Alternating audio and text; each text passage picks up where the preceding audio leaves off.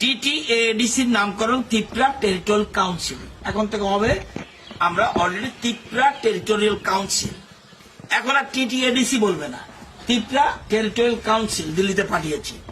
কারণ ত্রিপুরা শব্দটা অত্যন্ত গুরুত্বপূর্ণ, কিন্তু এটাকে কখনো কখনো কোন সরকার, কংগ্রেস, সিপিএম যারা আছে বা রিজনাল পার্টি সামান্য কিছু চেষ্টা করেছিল টিউজিয়ার, সামান্য শ্যামাচরণ ত্রিপুরা যারা তখন ছিল কিছুটা, নতুবা কেউ চিন্তাও করেনি, একমাত্র বিজেপি সেটা করেছে।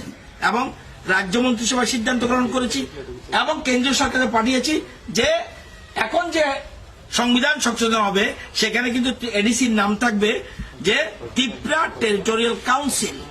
আপনারা জানেন, এবং 125তম সংবিধান সংশোধন করে আমরা বলছি যে ষষ্ঠ তফসিল এলাকায় যে জায়গাগুলি আছে সেগুলি বর্তমানে 28টা আসন আছে, কিন্তু 28টা আসনে ভুল হবে, 50টা আসন করো।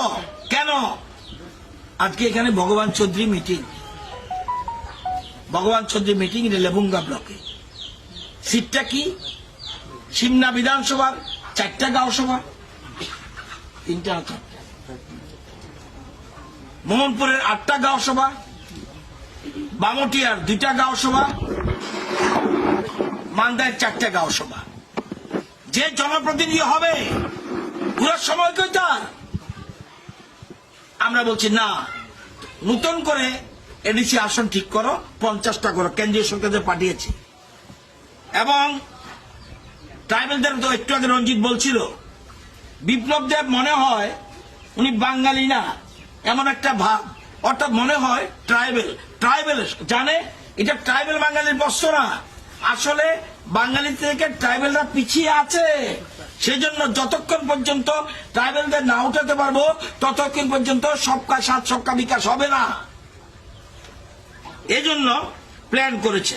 এবং আপনারা জানেন 23 বছর ধরে কংগ্রেস ছিল দিল্লিতে, সিপিএম এর রাজ্যে বহু বছর, এবং 23 বছর ধরে রিয়াং শরণার্থী ট্রাইবেল তাদের সমস্যার সমাধান করতে পারে নাই। অথচ মাত্র 2.5 বছরের মধ্যে বিপ্লব দেব দিল্লির সাথে কথা বলে ট্রাইবেলদের, আমরা বলছি কোথায় যাবে, এদেশের মানুষ তারা, তাদের একটা পার্মানেন্ট সেটেলমেন্টের ব্যবস্থা করেছে।